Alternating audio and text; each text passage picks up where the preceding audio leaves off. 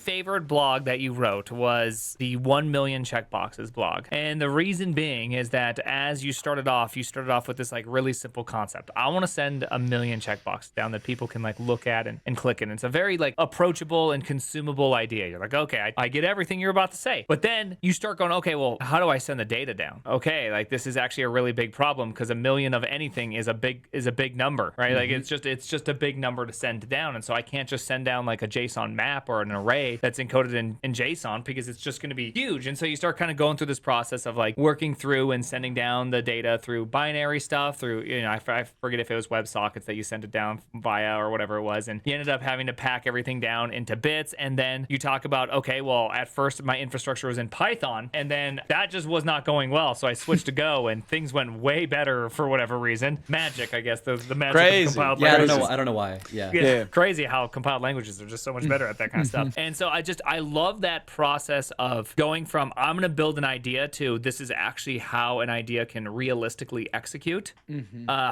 How often at this point do you still run into a situation where you've learned as much as you did, say, on 1 million checkboxes? Because now you've seen a lot, you've seen some shit. And so now it's like, okay, well, I'm not going to start off in Python on a single box. I'm going to, you kind of like, you pre-plan for some things to come down. Yeah, so I've been thinking about this a lot. Like the firefighting like that, right? Like I launch 1 million checkboxes. It's like a single small VM. It's running in Python. People are going crazy. There are hundreds of thousands of people trying to check boxes. Firefighting like that is just really fun, right? Like you also learn a lot, but like it's super motivating, right? Like you learn exactly what you need to do to keep the site up for the next like 2 hours. Whereas these days I'm, just thinking a lot more about like, okay, like let's imagine a number of people, like for the Snake game, right? I made like a game that you play over SSH. It's like a massively multiplayer Snake. For something like that, I'm like, all right, what's a number that's insane? 2,500 people are not going to concurrently play my stupid SSH Snake game. So let's make sure that we support that out of the box. And then like I did that, and like I could support that, but it might have been more fun to like launch that game without really thinking about performance at all, and then seeing what broke. So I think like I don't want to say I don't learn anymore or anything like that.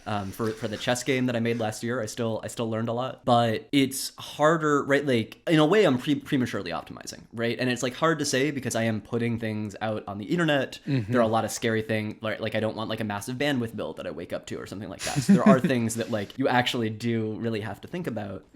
But I don't know, I kind of feel like I should be moving a little bit faster, especially since sometimes the things that I'm preparing for just like truly don't matter, or like they are just content, right? Like I think the decisions that I made for the Snake game that I made recently were primarily because I just wanted to learn a lot about how to write a super efficient terminal application, but I had to like make that choice. My users didn't make